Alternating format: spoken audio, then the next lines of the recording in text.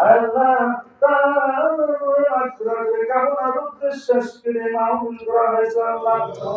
আল্লাহ আপনার দোস্তের ওসিলায় তার যে সমস্ত গুনাহগুলো আপনি মাফ করে দিন আল্লাহ।